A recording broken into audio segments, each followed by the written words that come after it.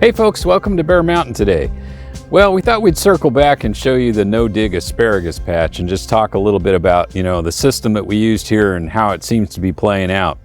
We're entering our start of our fourth season now on this bed, and these were all very, very young plants when we got them, and they're now at a point where we are being able to take off enough for, we've taken probably 3, 4, maybe 5 meals off of this at this point. And they're kind of getting to the point, I don't want to harvest them too heavy, but we definitely can take a few more off for tonight, but we're going to start to get to the point where we've got some spears that I'm starting to let go for the plants to kind of grow up again. Now by next year, we're even going to be able to harvest on this thing heavier and heavier. So what we have been able to do with this system is it was a deep mulch system from the beginning. We built it up on a raised bed. So when we planted the asparagus, we have a video on that. I think you can go back and look to it. We'll link to it at the end of this video. It's pretty old. It's pretty old, but we showed what we did and how we planted. And it was no dig. It's no dig. And what we did is we laid the plants down and we basically deep mulched compost over the plants. And as they began to grow season after season, we kept adding more organic material in the form of compost. Plus, at the end of every season, we take the old fronds, and this is some of the residue left from last year. And what we'll do is we chop it up and we throw it down on top, and then we put another layer of compost over it for the winter time. And this just continually takes the materials that the asparagus has brought up from the ground and puts it back where it can decompose back into the same area where the root systems are. So over time, what we're doing is we're essentially using the plant to feed itself, similar to like trees in a forest do. When they lose their leaves, the leaves decompose, the water from the water cycle gets the nutrients from the leaves back into the ground, into the roots. It's the same idea. And it's really worked out pretty well. We haven't really had to do anything, of a major maintenance on this at all, other than we put a net on starting about now.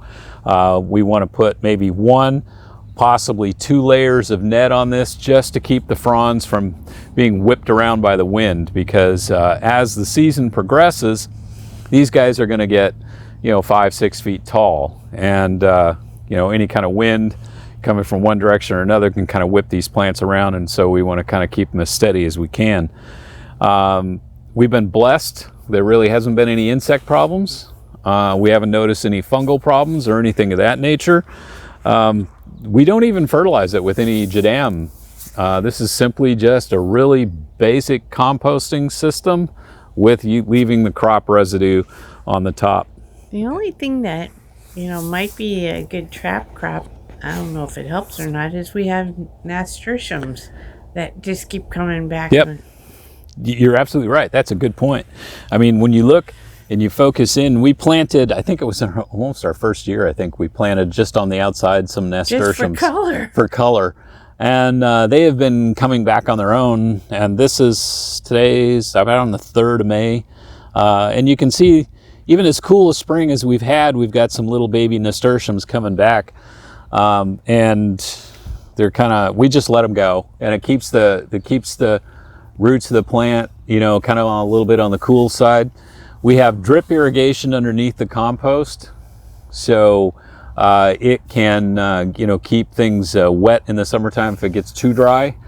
And actually, we really haven't noticed any real problems, with the nasturtiums being under it at all or anything of that nature. So kind of helps maybe keep the weeds down too. If it's shaded enough, there just really isn't any weed growth per se. And this has actually been probably the easiest crop to grow for us. For us. There's so many others that are so much more difficult. Yeah, I mean, it takes so very little work, and just a couple of maintenance things, at the end of the season, and a little bit of maintenance in the upfront. The only downside is that it's not a lot of asparagus. I mean, it's very good for, each of us for, a few spears for dinner, but it's like I've been tempted by everybody talking about how good pickled asparagus spears are, and there's just not enough to do a pickle. No, but it'd be what you're talking about is something like how they make dilly beans, right? Something like that. Yeah. Yeah, that'd be pretty cool. But I think, what we'd have to do is we would have to probably get a bed that was maybe 100 feet long. And Yeah, this that's one's like 4 years from now. yeah, this one's maybe 25 feet. Yeah. And I mean, it's going to keep us in fresh. And that was kind of the whole idea. That was our point at the very beginning. Yeah. But now I'm kind of like, darn. Yeah. So to put things up. So, that'd be another interesting experiment too in the future, is saying, once these plants are, in the 5th, 6th year or something like that, is could you take some of them and maybe divide out some roots, and start a whole new bed someplace else. Asparagus in the Pacific Northwest grows actually really well. And I think it has a lot to do with our coolish springs, and there seems to be adequate moisture. In some cases, like on the east side of Oregon and Washington, that actually grows wild. Yeah. Yeah, I mean, it's naturalized itself into where people find, like in semi-marshy areas or in ditches even, assuming they haven't been sprayed, they can find a wild asparagus growing, and it's just kind of, naturalized itself to the area. I don't think we would have that kind of thing here, but it's still, these guys are really doing great in this climate. And we're zone 8B, kind of a maritime climate. And so it doesn't get super, super cold in the wintertime, and the ground, is pretty well insulated with the compost and the crop residue. So we haven't really had any freezing issues or anything like that either. So folks, what we'll use for putting up the netting, we've left these stakes in here on a permanent basis, and we'll use our Hort Nova netting, which is, it's just you can get this usually at, you can even get it on Amazon, I think. And it's just a 6-inch wide mesh netting. And what we'll do is we'll stretch it and hold it down with some twine or zip ties or something, to hold it at level. And we'll put 2 levels on.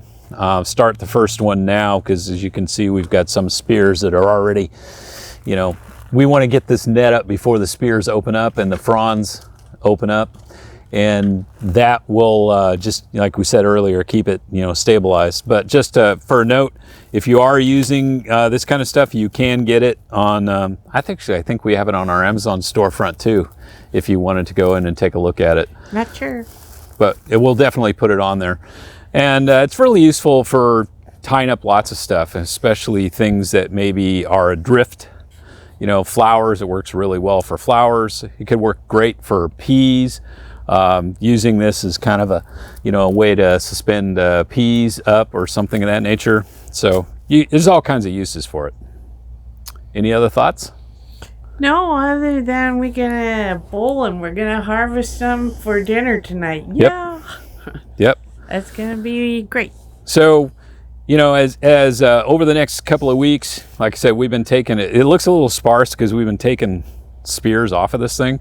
But once, we're going to kind of slow down here and let the spears kind of come up and mature, and it'll be a real full bed. So thanks a lot for watching today, and we just thought we'd do a follow-up on, how the no-dig asparagus is working out. Good. And it's working out really well. So as always, folks, take care, and we'll catch you on the next video. Bye-bye. Bye-bye.